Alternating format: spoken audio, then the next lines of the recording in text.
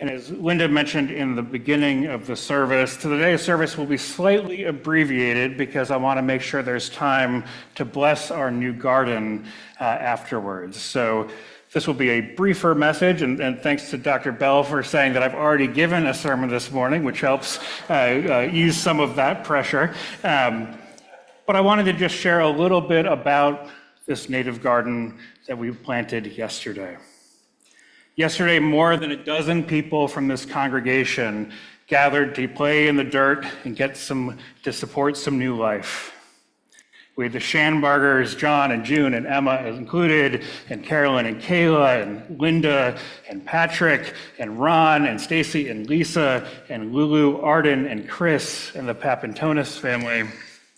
And of course, our own Les Greenberg, who we could not have done any of this without, because he and Richard and Lisa helped prepare that land to be planted.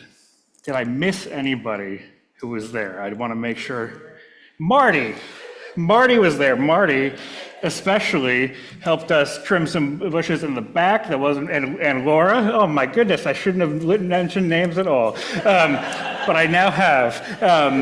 But we did a lot of work, a lot of wonderful work, digging in the dirt, tilling the soil plot. There are folks who were trimming bushes in the back. That included Marty. I'm going to use that as my excuse. And we even shoveled a large pile of dirt and made it flat so that we could plant some grass there as well. We poured a lot of sweat and labor into it. I know I took a nice long nap yesterday afternoon. I imagine others did too. We laughed and climbed, and the kids were playing King of the Hill on the dirt piles and the mulch piles, making some of us nervous, but still all in good fun.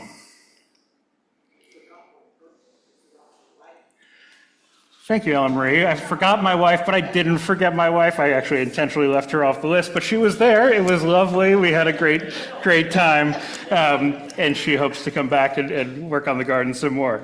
Thanks for calling me out, as always.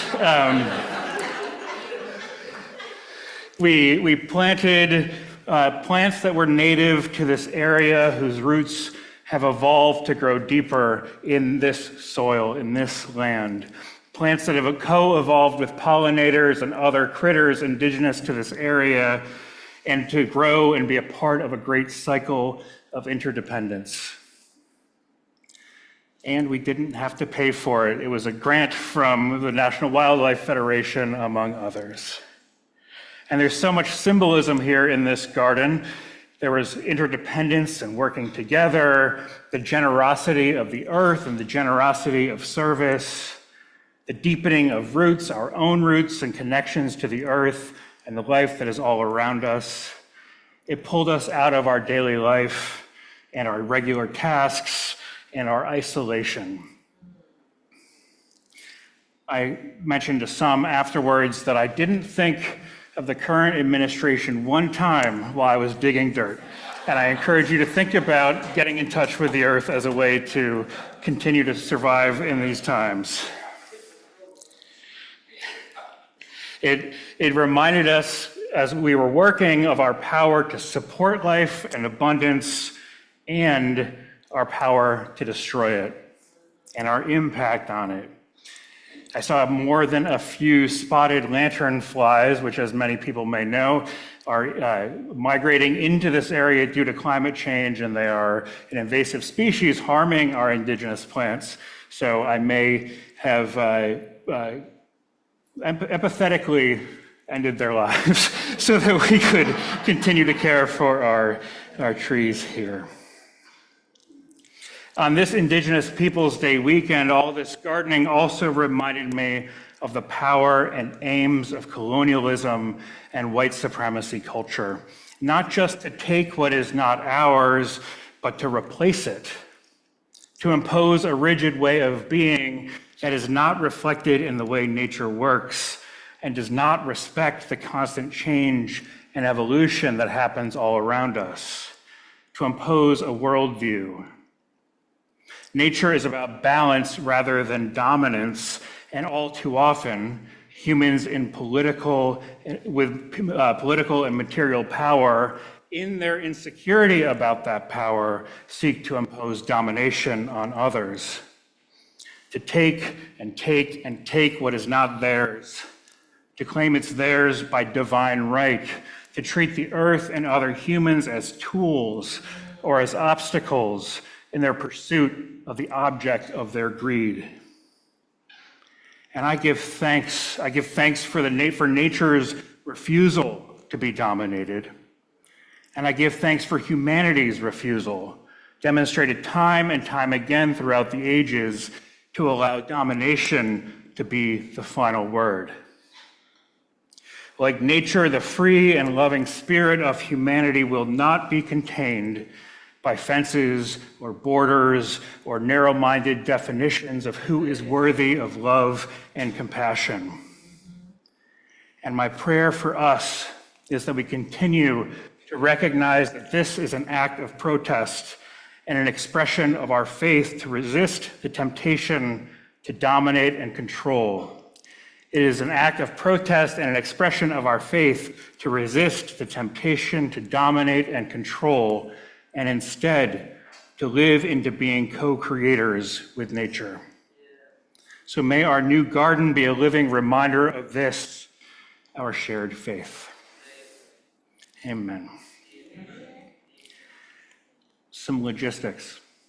We're going to sing together in a moment. We'll then conclude the service as we often do with our offering and offertory and announcements and chalice extinguishing and benediction. And after that, I invite anybody who'd like to join me out at the garden for a brief word of prayer and a pouring of some of our communal water onto the garden as a blessing on those who planted it yesterday and those who will continue to care for it in the years to come. So that'll be at the end of the service. And for those online, I'm going to try to zoom in on my phone with a headset. So please do hang on for that blessing. And those who wish to not go outside should also be able to hear me here in the sanctuary, assuming the cell service works well.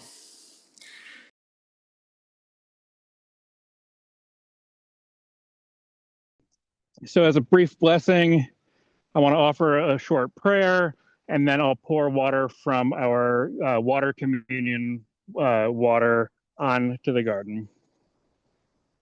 Will you join me in the spirit of prayer or meditation, as is your custom?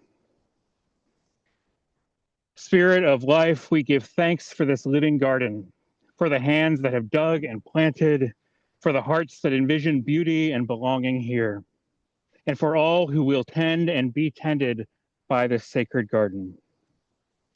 May these roots grow deep in love, these blossoms rise in gratitude, and this place remind us always that we are part of the great web of creation, connected, sustained, and called to care. Together, we bless this garden with the water we share, the water that unites us, the water that nourishes all life. May this place flourish, and may we flourish with it. Amen. And may it be so.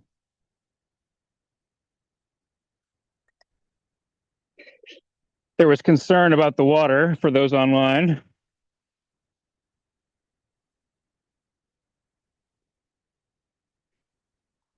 All right. Amen. Let's all enjoy coffee hour. Thank you.